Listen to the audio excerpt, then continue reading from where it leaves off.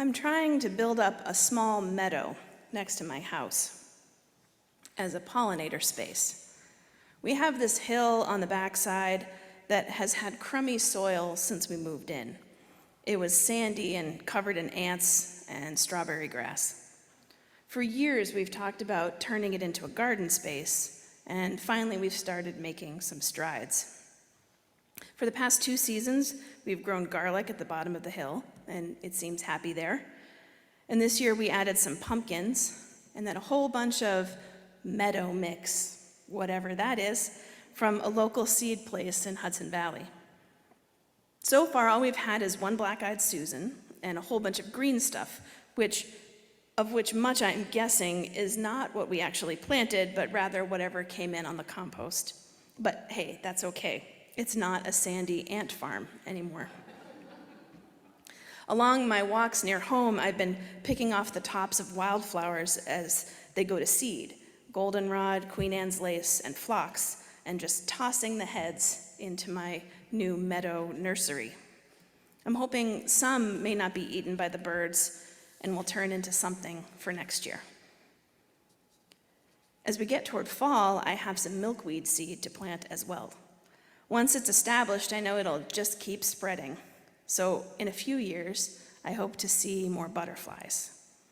I had a milkweed plant outside the window where I work at home that self-planted from some breeze, and it had a lot of visitors earlier this summer.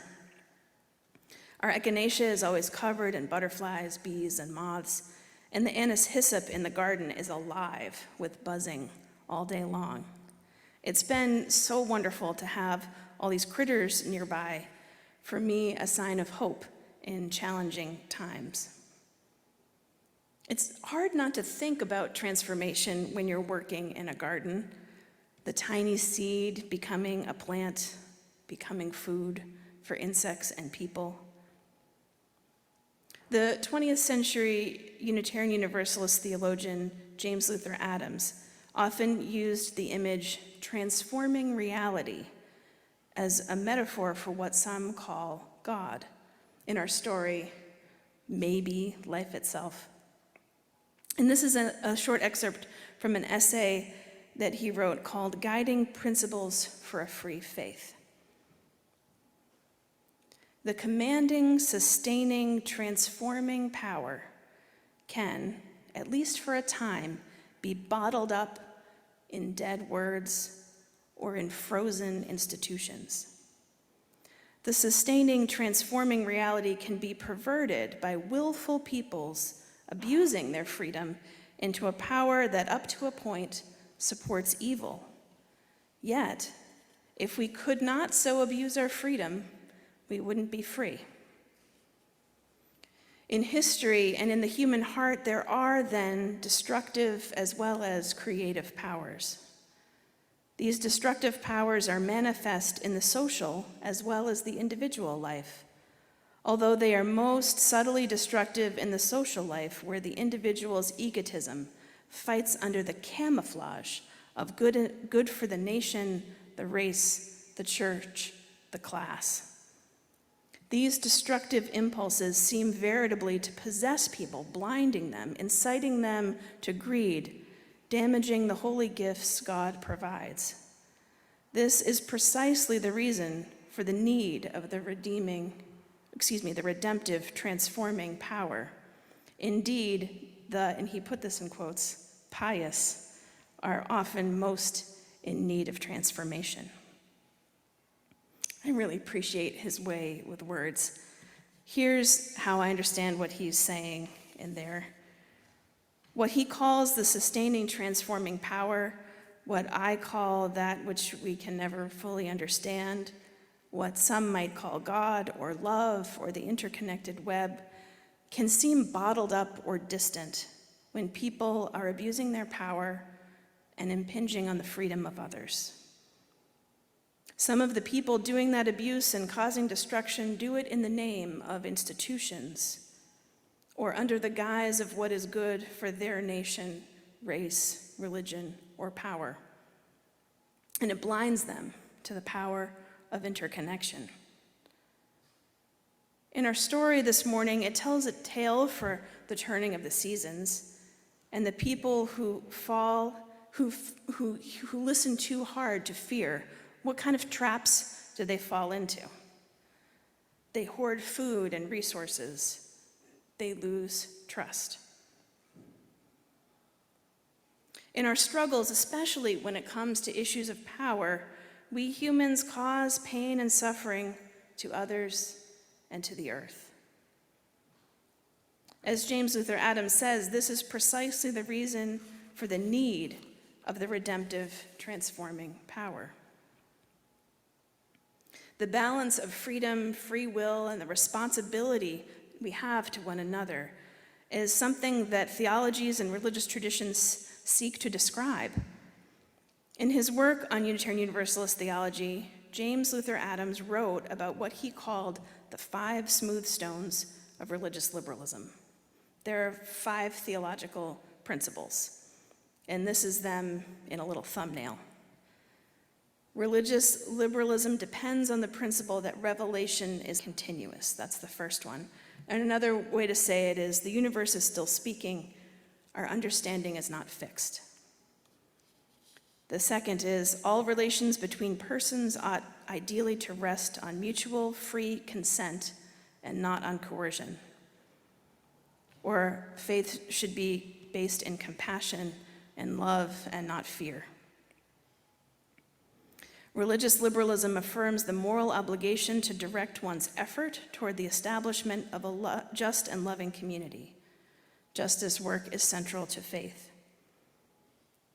We deny the immaculate conception of virtue and affirm the necessity of social incarnation. Religious ideals have human context, and we need community. That stone, that fourth one, is basically how we exist as Unitarian Universalists today. The whole idea of that there's context for the Bible, for religious ideas, that breaking open back in 1800 whatever is part that was a brand new idea at that time.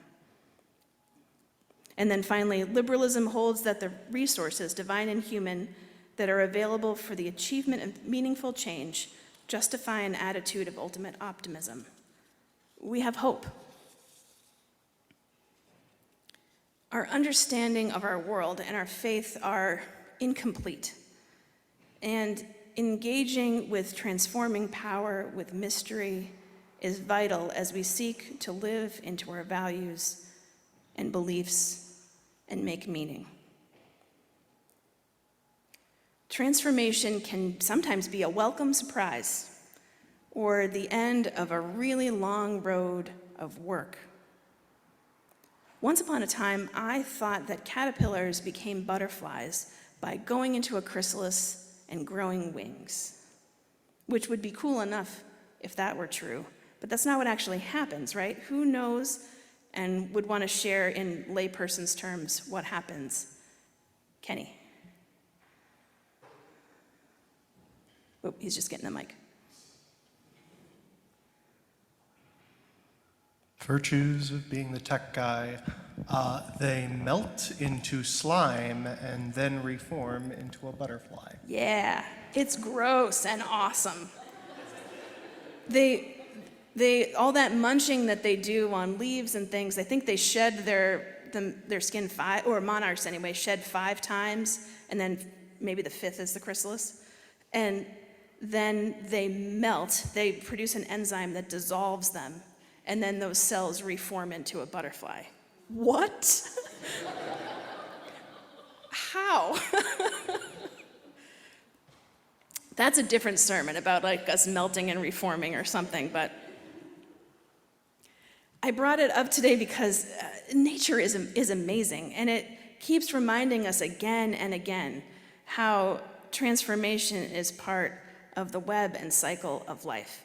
And maybe the metaphor that will be helpful to you is trees and people figuring it out between darkness and sunshine. Or maybe it's a 20th century theologian who sort of lays out, 1,000 years of theology in 5 little points. Or maybe it's going and sitting outside and looking at a little chrysalis and thinking, oh my gosh, it's melting itself in order to make something new.